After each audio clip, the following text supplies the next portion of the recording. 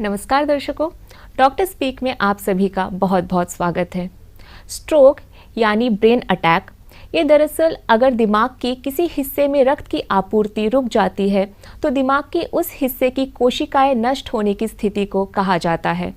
Stroke की बढ़ने की जो स्ट्रोक की समस्या बढ़ रही है, इस पर जागरूकता बढ़ाने के लिए दुनिया भर में हर साल 29 अक्टूबर को वर्ल्ड स्ट्रोक डे मनाया जाता है।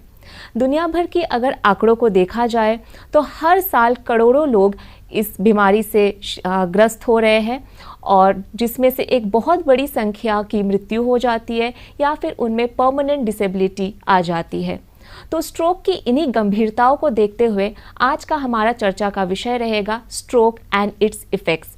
और इस विषय पर हमसे बात करने के लिए और हमें ढेर सारी जानकारियां देने के लिए आज हमारे बीच मौजूद है doctor Priyanka Yadav, assistant professor community medicine एएनएम्स। नमस्कार डॉक्टर, आपका हमारे इस कार्यक्रम में बहुत बहुत स्वागत है। धन्यवाद। दर्शकों, कार्यक्रम शुरू करने से पहले मैं आपको बता दूं कि अब दूरदर्शन केंद्र पोर्ट ब्लेयर टीवी के साथ साथ सोशल प्लेटफॉर्म पर भी एक्टिव हो चुका है। तो अब आप हमसे सोशल प्लेटफॉर्म के माध्यम से भी जुड़ सकते हैं। हमारा ट्विटर हैंडल है @ddk_पोर्ट ब्लेयर। हमारा फेसबुक पेज है दूरदर्शन केंद्र पोर्ट ब्लेयर। साथ ही अब आप हमारा ये कार्यक्रम या अन्य कोई भी कार्यक्रम यूट्यूब पर लाइव स्ट्रीम देख सकते हैं और हमारे यूट्यूब चैनल को सब्सक्राइब कर सकते हैं। हमारा यूट्यूब चैनल है दूरदर्शन केंद्र पोर्ट ब्लेयर। तो चलिए कार्यक्रम को आगे बढ़ाते हैं। तो डॉक्टर प्रियंका, आज का जो विषय है इस सब के लिए बहुत महत्वपूर्ण है, क्योंकि अगर देश की आंकड़ों को देखा जाए तो ये समस्या बहुत बड़ी होती जा रही है। तो सबसे पहले तो आप हमें और हमारे दर्शकों को स्ट्रोक के विषय में समझाएं। जी, जैसा आपने बिल्कुल सही कहा, इसे ब्रेन अटैक कहते हैं। इसे लोग पक्षाघात भी मानते हैं, मगर पक्षाघात जो है केवल एक लक्षण है इसका, स्ट्रोक का, जो लकवा मार जाता है शरीर में। इसे जैसे हार्ट अटैक होता है वैसे ही ये ब्रेन अटैक होता है। वही जो फैक्टर्स हैं जो कॉज करते हैं हार्ट अटैक, वही इसके लिए भी जिम्मेदार होते हैं। तो इसमें क्या होता है, जैसे हमारा ब्रेन होता है उसके 3 मुख्य भाग होते हैं। तो हर भाग का अलग अलग अपना फंक्शन होता है। जैसे सबसे बड़ा भाग जो होता है उसको सेरिब्रम कहते हैं, फिर ब्रेन स्टेम होता है, फिर हमारा सेरिबेलम होता है। तो हर किसी का अलग अलग फंक्शन होता है। तो उस जिस भी हिस्से की ब्लड सप्लाई में कमी आती है, जो जैसे आपने बोला रक्त की आपूर्ति हो जाती है किसी भी कारण से, तो उस हिस्से पे फ़र्क पड़ता है और उसकी वजह से उस तरह के सिम्टम्स आते हैं मरीज़ को और कमी आती है शरीर में। तो उसे हम स्ट्रोक कहते हैं। जो 24 घंटे से ज़्यादा वो सिम्टम रह जाता है तब हम स्ट्रोक कहते हैं, और या फिर 24 घंटे से कम में अगर किसी इंसान की मृत्यु हो जाए उसी कारणवश। जी, तो मैं अपने दर्शकों को एक बार याद दिलाना चाहूँगी कि ये हमारा लाइव फोन इन कार्यक्रम है। तो अगर आपको इस विषय से संबंधित कोई भी जानकारी लेनी हो या कोई प्रश्न हो तो आप हमसे संपर्क कर सकते हैं। हमारा नंबर आपके स्क्रीन पर दिखाया जा रहा है। तो मैम, जैसे कि हम जानते हैं हर साल 29 अक्टूबर को हम वर्ल्ड स्ट्रोक डे मनाते हैं। तो इस दिन को क्यों और किस उद्देश्य के साथ मनाया जाता है? हर बीमारी की तरह जो हर बीमारी की जागरूकता बढ़ाने के लिए हम एक दिन तय करते हैं, तो उसी तरह स्ट्रोक के लिए 29 अक्टूबर का दिन है, जो 2006 से हर साल मनाया जा रहा है, ताकि इस बीमारी के बारे में, इसके लक्षण के बारे में जागरूकता बढ़ाई जा सके, इसके इलाज के बारे में लोगों को बताया जा सके कि कितना महत्वपूर्ण है। और साथ ही साथ ना सिर्फ लोगों के लिए बल्कि जो सिस्टम होता है, जो इनके हमारी जो फैसिलिटी प्रोवाइड करती है, उनके लिए भी ज़रूरी है ये कि उनको पता लगे कि हम अपनी तरफ से क्या इम्प्रूवमेंट कर सकते हैं, सुधार कर सकते हैं कि स्ट्रोक का इलाज हो, बचाव बेहतर हो, उस तरह से। इसलिए ये मनाया जाता है हर साल। जी, तो हर साल इस दिन को एक थीम के साथ मनाया जाता है। अगर बात करें 2022 की, तो इस साल के लिए किस थीम को चुना गया है और उस थीम का अर्थ क्या है, वो भी हमें ज़रा समझाएं। 2022 का थीम भी वक्त पे फोकस किया गया है, टाइम पे, जो टाइम की महत्वपूर्णता है। मतलब पिछले साल भी टाइम पे ही फोकस किया गया था और इस बार भी कि symptoms, awareness about symptoms and save precious time, क्योंकि टाइम का बहुत बहुत महत्व देखा गया है स्ट्रोक के मैनेजमेंट में। तो इस बार भी थीम वक्त पे ही फोकस किया गया है, सेव प्रेशियस टाइम। जी जी। तो जैसे हमने बात की कि एक बहुत बड़ी संख्या में अब जो है स्ट्रोक की समस्या हम देख सकते हैं, और साथ ही हमको ये भी देखने को मिल रहा है कि अब जो है कम उम्र के जो लोग होते हैं उनमें भी स्ट्रोक की समस्या आ रही है। तो जब ऐसे हालात हो गई है दुनिया भर में, तो इस समय किस तरह की ट्रेंड्स आप देख रहे हैं? कितने परसेंटेज लोगों में स्ट्रोक हो रही है, और उसमें से कितने यंग होते हैं, कितने ओल्ड होते हैं? अधिकतर देखा गया है कि ओल्ड लोगों में ही अक्सर 55 की उम्र के बाद ज़्यादातर लोगों में स्ट्रोक होता है, मगर आजकल रहन सहन इतना बिगड़ गया है तो इस वजह से यंग लोगों में भी होने लग गया है। जैसे नशे का सेवन जो लोग करते हैं, दारू हो गई या किसी भी तरह का ड्रग्स वगैरह ले लेते हैं, तो उसका सेवन जो लोग करते हैं उनमें भी रिस्क बहुत ज़्यादा बढ़ गया है। तो इस वजह से यंग लोगों में भी काफ़ी होने लग गया है। पूरे विश्व में हर साल लगभग 140 लाख लोगों को स्ट्रोक होता है, जिसमें से कम से कम 10% की मौत हो जाती है स्ट्रोक की वजह से। तो ऐसा माना जाता है कि अब 25 साल की उम्र से ज़्यादा में किसी भी 4 व्यक्ति में से एक को स्ट्रोक होना संभव है। जी। तो ऐसे में बहुत ज़रूरी हो जाता है कि हम सतर्क रहें और इस समस्या को गंभीरता से लें। बिल्कुल। तो अब स्ट्रोक की जो इसे और डिटेल में समझने के लिए आप हमें इसके टाइप्स के बारे में समझाएं, और साथ ही हमें बताएं कि किस तरह की फैक्टर्स रिस्पॉन्सिबल होती है स्ट्रोक में। जी। तो जैसे स्ट्रोक 2 तरह के होते हैं।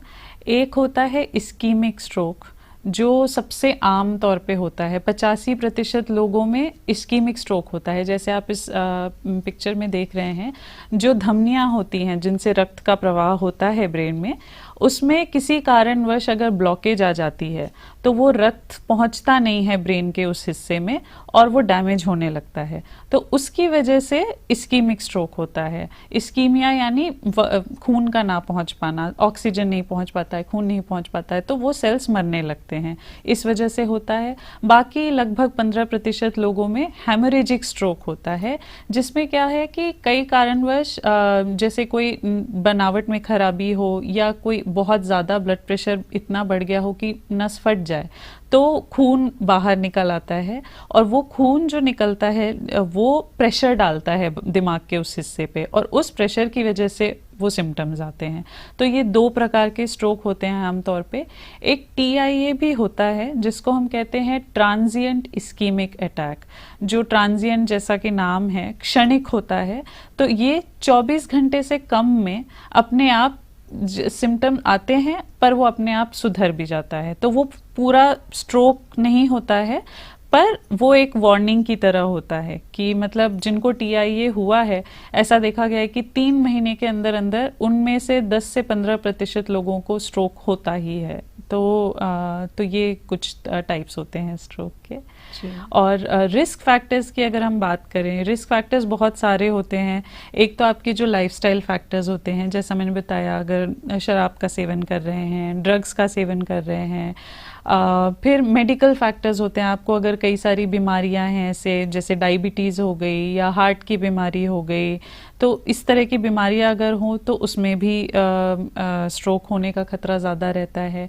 फिर कोविड-19 में भी, अभी जो कोविड है, कोविड में भी देखा गया है कि खून के जमने की जो वो क्षमता होती है वो बढ़ जाती है। उसकी वजह से वो क्लॉट्स बनते हैं, जो गांठ होती है, और जिसकी वजह से ब्लॉकेज हो जाती है। तो कोविड भी देखा गया एक इम्पॉर्टेंट फैक्टर है। और एज का बहुत बड़ा रोल है, मतलब अधिकतर ये बड़े लोगों में 55 से ज़्यादा की उम्र में पाया जाता है, मगर आजकल यंग लोगों में भी होता है। और देखा गया है कि आदमियों में, पुरुषों में महिलाओं से ज़्यादा होता है ये। तो ये कुछ रिस्क फैक्टर्स हैं। और जिनका मतलब जो फिज़िकल एक्टिविटी बिल्कुल नहीं करते हैं, बिल्कुल सेडेंट्री लाइफस्टाइल होती है जिनकी, उनमें भी बहुत ज़्यादा खतरा होता है स्ट्रोक का। जी। तो मैम, कई बार हम देखते हैं कि हम अपने स्वास्थ्य को लेकर लापरवाह हो जाते हैं, और कहीं ना कहीं ये भी एक वजह है हमारी डिक्लाइनिंग हेल्थ सिचुएशन की। तो ऐसे में बहुत ज़रूरी हो जाता है कि हमें समझे कि किस तरह की वजहों से, कॉजेस से जो है स्ट्रोक हो सकती है, ताकि उन्हें पहले से ही प्रिवेंट किया जा सके। तो अब हमें बताया कि स्ट्रोक किस तरह की कॉजेस से हो सकती है। तो जो इस्कीमिक स्ट्रोक है, दो तरह के स्ट्रोक मैंने बताया, एक इस्कीमिक, एक हेमरेजिक। तो इस्कीमिक जिसमें कि ब्लॉकेज हो जाती है, ब्लड सप्लाई पहुंच नहीं पाती है, तो वो या तो जो फैट डिपॉजिट होता है हमारी धमनियों में, अगर हम खराब तेल खाते हैं, जो फैट होता है वो डिपॉजिट होता रहता है, तो उससे ब्लॉकेज हो जाती है, उस वजह से हो सकता है। या फिर क्लॉट बनने के कारण, जो जैसे कोविड-19 में क्लॉट ज़्यादा बनते हैं, वो हो गया। जैसे कोई हॉस्पिटलाइजेशन हुई किसी पेशेंट की, लंबे समय तक वो हॉस्पिटल में रहा, एक्टिविटी नहीं हो रही, तो उनमें भी क्लॉट बनने की क्षमता ज़्यादा हो जाती है, खतरा ज़्यादा रहता है। तो इसलिए ये इस्कीमिक स्ट्रोक के कारण बनते हैं। और हेमरेजिक स्ट्रोक में क्या होता है, कोई बनावटी खराबी होती है अगर दिमाग की किसी धमनियों में, या फिर एक्सीडेंट में चोट लगने पे अगर कोई दिमाग की नस फट जाए, या ब्लड प्रेशर बहुत ज़्यादा बढ़ जाए जिसकी वजह से नस फट जाए, तो ऐसे केसेस में हेमरेजिक स्ट्रोक होता है। जी मैम, तो अगर इन वजहों को कम किया जा सके तो स्ट्रोक होने की खतरे को कुछ हद तक हम कम कर सकते हैं। बिल्कुल जी। तो डॉक्टर प्रियंका, जैसे कि हर बीमारी में हम देखते हैं कुछ ऐसे वर्ग होते हैं जो हाई रिस्क में होते हैं। अगर हम बात करें स्ट्रोक की, तो स्ट्रोक के इस बीमारी में ऐसे कौन से स्ट्रोक सेंसिटिव लोग होते हैं, यानी ऐसे कौन से लोग होते हैं जिनमें स्ट्रोक आसानी से आ सकती है या उसके रिस्क में वो ज़्यादा होते हैं? जी, तो पहले तो ये एक तरह की लाइफस्टाइल डिजीज़ है। तो जिन लोगों में जैसे हार्ट की कोई बीमारी होती है, उनको ज़्यादा खतरा रहता है, जिनको डायबिटीज़ होता है उनको ज़्यादा खतरा रहता है, और जैसा मैंने बताया कि पुरुषों में ज़्यादा होता है महिलाओं के कंपैरिजन में, और बुज़ुर्ग लोगों को ज़्यादा खतरा रहता है।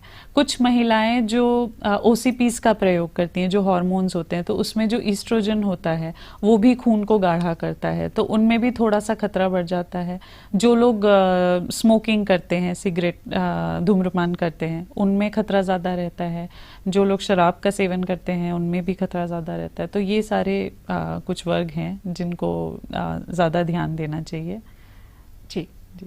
तो ये तो हम समझ रहे हैं कि स्ट्रोक अब एक बहुत बड़ी समस्या बनती जा रही है। तो इसे अगर हम देखें और डिटेल में जानना चाहे तो इतने घातक क्यों कहा जाता है इसे? अब स्ट्रोक को जो है वन ऑफ द टॉप जो बीमारियां होती है उसके साथ काउंट किया जाता है। तो स्ट्रोक इतना ज़्यादा डेंजरस क्यों हो रहा है? ये इसलिए खतरनाक है क्योंकि ना सिर्फ जो एक डिसेबिलिटी होती है, जो हमारे शरीर में कमी आ जाती है स्ट्रोक की वजह से, वो कई बार होता है कि उम्र भर वो रह जाती है। जैसे आपका अगर लकवा मार गया है, कोई हाथ बेकार हो गया है, तो वो उम्र भर वैसा रह जाता है, वो खतरा होता है। ज़रूरी नहीं है, कई केसेस में ठीक भी हो जाता है, बट क्योंकि शरीर बेकार हो सकता है, आपके कई सारे फंक्शंस जो हैं वो चले जाते हैं, जैसे बात करने की क्षमता या कोई चीज़ समझने की, सोचने की, वो सब क्षमता पे असर पड़ता है। तो सही इलाज के साथ या सही भी हो सकता है, पर ज़िंदगी भर रह सकता है। पर इससे भी ज़्यादा खतरे की बात यह है कि इसमें मौत होने की चांसेस बहुत ज़्यादा रहती है। जैसा मैंने कहा 10% लोगों में मौत का भी खतरा होता है, तो इसलिए इसे डेंजरस माना जाता है। और सबसे महत्वपूर्ण बात यह है कि इसका बचाव पॉसिबल है। मतलब बचाव अगर हम ध्यान दें, अपने रहन सहन और खान पान पे ध्यान दें, दवाइयाँ बराबर लें, बाकी बीमारियों का ध्यान रखें, तो बचाव बिल्कुल पॉसिबल है। जी। तो सबसे पहले तो ज़रूरी हो जाता है कि हम इसकी कॉजेज़ जानें कि किन कारणों से स्ट्रोक हो सकती है, और दूसरा स्टेप ये होना चाहिए कि हम इनके लक्षणों को पहचान सकें। अगर हम बात करें लक्षणों की, तो स्ट्रोक की कैसी साइंस और सिम्टम्स देखने को मिलती है? तो जैसा मैंने बताया कि ब्रेन के इतने सारे हिस्से होते हैं, हर हिस्से का अपना अपना एक रोल होता है। जैसे अगले हिस्से में अगर हुआ स्ट्रोक, तो वो हिस्से के हिसाब से किस जगह डैमेज हुआ है, कितना डैमेज हुआ है, उसके हिसाब से सिम्टम्स आते हैं। बट आम तौर पे देखा गया है कि जैसे बात करने में दिक्कत आती है, लड़खड़ाने लगते हैं, या सोच समझ पाने की मुश्किल होती है, फिर कभी कोई एक हाथ बेकार हो जाता है, या पूरा एक आधा शरीर खराब हो जाता है, या पूरे दोनों निचले हिस्सा खराब हो जाता है, या दोनों हाथ बेकार हो जाते हैं। तो वो डिपेंड करता है कि कौन सा हिस्सा इन्वॉल्व है। सुन्नपन आ जाता है, फिर कई बार ऐसे होता है कि भूलने लगते हैं, याददाश्त में प्रॉब्लम आती है, देखने की दिक्कत आ सकती है। तो कई सारे सिम्टम्स होते हैं, बट इसका एक फास्ट नाम से एक इसका बनाया गया है। फास्ट यानी ये टाइम के इम्पोर्टेंस को और स्ट्रेस करता है। तो फास्ट यानी एफ से फेस पे देखा गया है कि कई बार या तो सुन्न हो जाता है, या जब आप एक तरफ हंसने को कहें मरीज को तो एक तरफ टेढ़ा हो जाता है। ये एक साइन होता है बहुत इम्पोर्टेंट। फिर ए से जैसे आर्म्स, जैसे हाथ मैंने कहा, एक हाथ में कोई कमजोरी आ जाती है। फिर एस यानी स्लर्ड स्पीच में दिक्कत आती है कि बोलने में दिक्कत आ रही है या समझने में दिक्कत आ रही है। तो इनमें से कोई भी दिक्कतों में से कोई भी एक है अगर, तो फिर टी आता है। टी का रोल है कि time to call emergency services. तो ये आमतौर पे सिम्टम्स होते हैं। बाकी तो दिमाग के इतने सारे हिस्से हैं, तो वो उन पे निर्भर करता है कि किस हिस्से पे असर पड़ा है, तो उस हिसाब से सिम्टम्स आते हैं। जी मैम, तो अभी आपने जिन सिम्टम्स का जिक्र किया है, अगर किसी व्यक्ति में इस तरह के सिम्टम्स देखने को मिले जो कि कई ऑफिस में हो या हॉस्पिटल से दूर हो, तब वैसे में उसे किस तरह की इनिशियल एड्स देने की आवश्यकता है? क्योंकि जब ऐसा कुछ देखने को मिलता है तो अक्सर हम लोग पैनिक हो जाते हैं और जो क्रूशियल हेल्प देनी चाहिए वो हम नहीं दे पाते हैं। तो ऐसे में व्यक्ति को क्या करना चाहिए उस पेशेंट को बचाने के लिए? बिल्कुल अच्छा सवाल पूछा है आपने। सबसे पहले तो मौका मिलते ही इमरजेंसी को ही कॉल करना चाहिए, क्योंकि जितनी जल्दी पेशेंट हॉस्पिटल पहुंचे उतना अच्छा होगा रिकवरी के लिए। बट जब तक एम्बुलेंस नहीं पहुंचती है, या मान लो बहुत दूर है और ये सुविधा उपलब्ध नहीं है, तो ऐसे केस में करते हैं कि मरीज को लेटा दिया जाता है। यूजुअली एक साइड पे एक करवट लेके लेटाते हैं और तकिया रख देते हैं, क्योंकि ऐसे में कभी कभी उल्टी होने की चांस रहती है। तो वो उल्टी अपना एस्पिरेट ना कर लें, वो खतरे से बचाने के लिए एक साइड पे लेटा के तकिया लगा देते हैं। और घबराना नहीं होता है। हम पेशेंट को, मतलब हमारी घबराहट अगर महसूस होगी तो पेशेंट भी पैनिक कर जाएगा। तो बिल्कुल आराम से उसको बिल्कुल शांति के साथ कंफर्टेबल बनाना होता है, चादर से ढक देना होता है ताकि पेशेंट को ठंड ना लगे। और सबसे ज़रूरी होता है कि ऐसे टाइम पे कुछ खिलाएं पिलाएं ना, क्योंकि कई बार अगर किसी हिस्से में ऐसा हो कि घोटने में दिक्कत हो जाती है, तो फिर वो एस्पिरेट कर सकता है और उससे जान को खतरा हो सकता है। तो खिलाना पिलाना नहीं चाहिए इस समय, और जितनी जल्दी हो सके इमरजेंसी सर्विसेज कॉल करें। जी, तो अब हमने लक्षणों की बात कर ली है। अब ये जानना बहुत ज़रूरी हो जाता है कि इसकी डायग्नोस कैसे की जाती है, तो इसके बारे में ज़रा हमें बताएं। जी, तो आमतौर पे लोग, मतलब जहाँ पे फैसिलिटी अवेलेबल नहीं है तो वो सिम्टम के बेसिस पे करते हैं, पर डायग्नोसिस के लिए सीटी स्कैन होता है। सीटी स्कैन अगर आप करते हैं तो उसमें पता लग जाता है कि ब्लीडिंग हुई है, नहीं हुई है, या इस्कीमिक स्ट्रोक है, तो उसके हिसाब से फिर मैनेजमेंट होता है। MRI भी कर सकते हैं। जी, तो इसी संदर्भ में एक और प्रश्न मैं आपसे पूछना चाहूँगी। अगर किसी व्यक्ति में इस तरह के सिम्टम्स नज़र आते हैं तो उन्हें किस डॉक्टर से मिलना चाहिए? क्या कोई जनरल फिजिशियन भी इसकी चेक या डायग्नोस कर सकती है? और साथ ही उस पेशेंट को किस तरह की टेस्ट आदि कराने की आवश्यकता होती है? जैसा मैंने बताया, सबसे पहले तो उनको इमरजेंसी आना चाहिए, क्योंकि टाइम का इसमें बहुत महत्व है। तो अगर सही समय पे पहुंच गए, 3 से 4.5 घंटे का एक समय होता है कि अगर इस्कीमिक स्ट्रोक है, उतने देर में हमें पता लग गया कि वो इस्कीमिक स्ट्रोक है, तो हम सही तरह से इलाज कर सकते हैं उसका, और रिकवरी पूरी हो सकती है। सो टाइम का इम्पोर्टेंस रखते हुए इमरजेंसी में जाना चाहिए हमेशा मरीज को, और सबसे पहले CT स्कैन करवाना चाहिए देखने के लिए कि हेमरेजिक है या इस्कीमिक है, फिर उसके हिसाब से इलाज होगा। तो जी, तो जैसे आपने कहा कि टाइम बहुत इम्पॉर्टेंट फैक्टर है। जितना जल्दी हम उन्हें हॉस्पिटलाइज कर सकते हैं उतनी जल्दी, उतना ही ज़्यादा पेशेंट की रिकवरी की रेट बढ़ जाती है। जी। तो ये जो ट्रीटमेंट की पूरी सफ़र होती है, ये कितना लंबा चल सकता है मैम?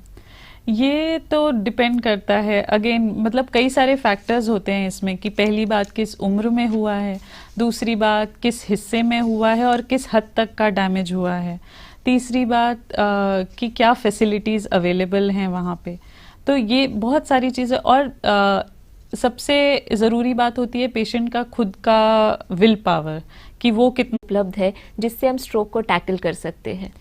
हमारे यहाँ अंडमान की अगर बात करें तो यहाँ पे जैसे आपको भी पता है रिमोट लोकेशन है, तो यहाँ पे काफ़ी सुविधाएं नहीं थी, अब धीरे धीरे आ रही हैं। अभी यहाँ पे हमारे यहाँ एक स्पेशलिस्ट हैं, न्यूरोलॉजिस्ट हैं जो स्ट्रोक के पेशेंट्स देखती हैं। और सबसे पहला केस हमारे यहाँ पे ये हुआ है जो 3 से 4.5 घंटे का मैं समय बता रही हूँ। इस्कीमिक स्ट्रोक में एक दवाई देते हैं जो अल्टेप्लेस होता है या कोई प्लाज्मिनोजन एक्टिवेटर एक होता है जो वो क्लॉट को पिघलाता है। तो वो अगर हम उस समय दे तो ही फ़ायदा है, उसके बाद वो नुकसान ज़्यादा करता है। तो वो हमने पहली बार एक पेशेंट को दिया है और वो बिल्कुल अच्छी तरह से स्वस्थ होके गया है। तो ये अभी हाल ही की बात है। तो ये एक तरीका होता है। बाकी हेमरेजिक स्ट्रोक में या इवन इस्कीमिक स्ट्रोक में सर्जरी का बहुत रोल देखा गया है। सर्जरी यहाँ पे अभी होती नहीं है, बट उम्मीद है कि जिस दिशा में हम जा रहे हैं जल्दी यहाँ पे सर्जरी भी शुरू हो जाएगी। और बाकी फिर दवाइयाँ होती हैं जिनके बेसिस पे हम ब्लड थिनर्स वगैरह देते हैं जो और क्लॉट बनने का खतरा कम करें, और बाकी दवाइयाँ देते हैं जो आगे स्ट्रोक ना हो उसके बचाव के लिए हेल्प करते हैं। जी मैम। तो मैम हम एक टर्म सुनते हैं स्ट्रोक रिहैबिलिटेशन, तो इसका अर्थ क्या है, इस पर ज़रा प्रकाश डालें। रिहैबिलिटेशन का बहुत बड़ा रोल है। रिहैबिलिटेशन स्ट्रोक में सबसे ज़्यादा महत्व रखता है कि आप ये जो है, कई बार ऐसा देखा गया है कि पेशेंट हॉस्पिटल से जाए तब रिहैबिलिटेशन शुरू हो, ये गलत सोच है। हॉस्पिटल में रहते रहते अगर स्टेबलाइज हो गया है पेशेंट तो 24 से 48 घंटे के अंदर रिहैबिलिटेशन शुरू कर देना चाहिए। तो ये 3 तरह के रिहैबिलिटेशन होते हैं। एक होता है स्पीच रिहैबिलिटेशन, एक होता है ऑक्यूपेशनल, और सबसे ज़रूरी होता है फिज़िकल। तो फिज़िकल रिहैबिलिटेशन जो है जिसमें हम एक्सरसाइजेज वगैरह कराते हैं, जो कमी आ जाती है या कमज़ोरी आ जाती है किसी मसल में या शरीर के किसी हिस्से में, तो ये एक्सरसाइज की मदद से वो हम वापस ठीक कर पाते हैं। तो ये जितना जल्दी शुरू होता है उतना जल्दी रिकवरी होता है। उसी तरह अगर किसी की स्पीच गई हुई है तो कई सारे वोकल एक्सरसाइजेज होते हैं जिनकी वजह से वो हम स्पीच भी वापस काफ़ी हद तक ठीक कर पाते हैं। और जैसे ऑक्यूपेशनल होता है, तो ऑक्यूपेशनल में जैसे मरीज़ अपने खुद के बाल कंघी कर पाए, नहा पाए, कपड़े पहन पाए, उस तरह की रिहैबिलिटेशन हम कराते हैं कि पेशेंट जितनी जल्दी हो सके अपनी नॉर्मल ज़िंदगी में वापस जा सके। तो रिहैबिलिटेशन का बहुत बहुत महत्वपूर्ण रोल है स्ट्रोक में। जी मैम। तो मैम जब भी किसी व्यक्ति को स्ट्रोक होता है तो एक ऐसी बीमारी नहीं है जो एक बार हुई और ठीक हो गई हो। इसका जो प्रभाव है वो व्यक्ति के पूरे जीवन भर उसको सहना पड़ता होगा, उसे देखना पड़ता होगा। तो ऐसे में अगर बात करें हम फिजियोथेरेपी की जो ट्रीटमेंट प्रोसेस में आती है, उसकी कितनी महत्वपूर्णता होती है, क्योंकि कई लोग इसे अक्सर इग्नोर कर देते हैं। तो ये जो ट्रीटमेंट होती है इसमें फिजियोथेरेपी की कैसी भूमिका रहती है? फिजियोथेरेपी वही जो मैंने बताया आपको, फिजिकल रिहैबिलिटेशन का ही हिस्सा है। अब जैसे एक बार अगर किसी को स्ट्रोक होता है तो अगले 5 साल में होने का खतरा बहुत ज़्यादा रहता है। एक 4 में से किसी एक को दोबारा से अगले 5 साल में एक मेजर स्ट्रोक होने का खतरा रहता है। तो इसीलिए एक बार अगर आप निकल गए हैं तो ये नहीं कि लापरवाही करें, दवाई लें बराबर, जिस वजह से स्ट्रोक हुआ है उसका ध्यान रखें, अपने लाइफस्टाइल में बदलाव लाएं। और फिज़िकल थेरेपी का बहुत बड़ा रोल होता है। क्यों, जैसे मैंने कहा, शरीर में अगर कमज़ोरी आ जाती है तो अगर बराबर एक्सरसाइज करते रहें और पेशेंट का विल पावर, वो खुद चाहता है कि मैं इस चीज़ से बाहर निकलूं, अगर हिम्मत ना हारे मरीज़, तो देखा गया है जैसे मैंने कहा कि 1 से 2 साल में भी लोग पूरी तरह से ठीक हो जाते हैं।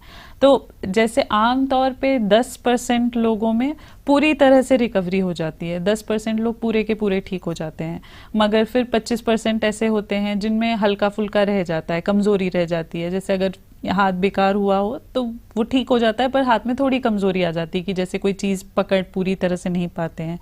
फिर 40% में थोड़ी ज़्यादा कमी आ जाती है। तो ऐसे देखा गया है। तो इसमें फिज़िकल थेरेपी का बहुत बड़ा रोल होता है। फिज़िकल थेरेपी से रिकवरी अच्छी हो सकती है। जी मैम। तो एज वी ऑलवेज से कि prevention is better than cure, तो क्या स्ट्रोक के मामले में अगर हम बात करें, स्ट्रोक को पहले से ही प्रिवेंट किया जा सकता है? अगर हाँ, तो कैसे किया जा सकता है और इसमें हमारी डाइट की कैसी भूमिका रहती है? बिल्कुल बिल्कुल, जैसा मैंने कहा था कि स्ट्रोक जो है इससे बचा जा सकता है। तो इसमें हमारा रहन सहन, खाना पीना सबका बहुत बड़ा रोल है। बराबर एक्सरसाइज करनी चाहिए, कम से कम हफ्ते में 5 दिन आधे घंटे के लिए इतना एक्सरसाइज हो कि मतलब आपकी धड़कन बढ़े, आपका पसीना आए, और जैसे कि आप हांफने लगो, बात ना कर पाओ साथ वाले से, इस तरह का एक्सरसाइज होना चाहिए 5 दिन।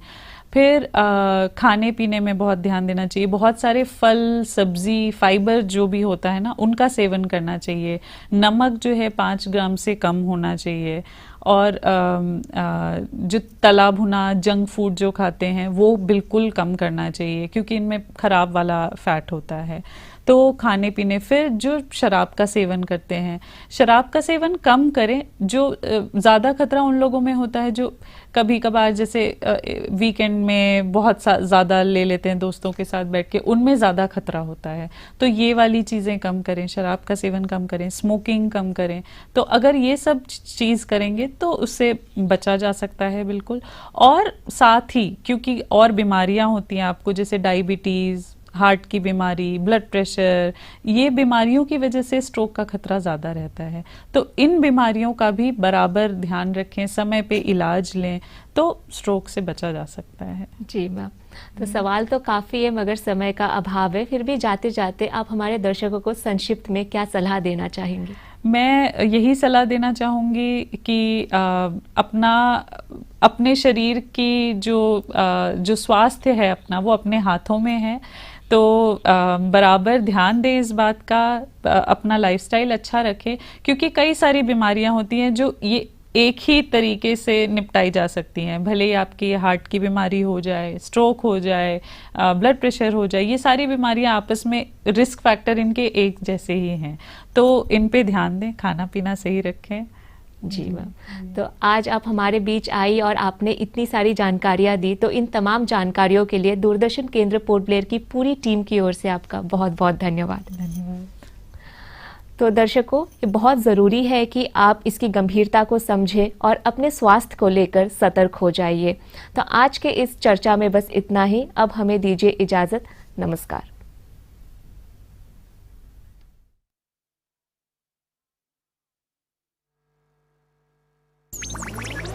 डिजिटल बैंकिंग का है जमाना, टाइम है बचाना।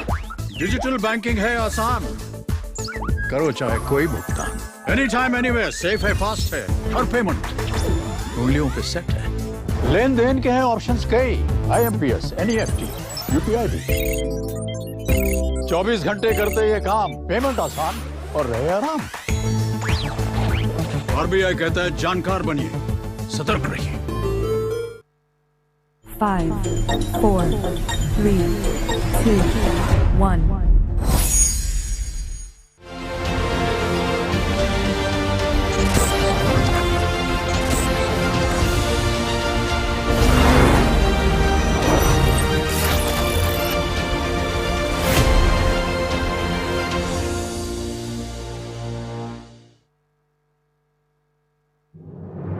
मन की बात है जन जन की।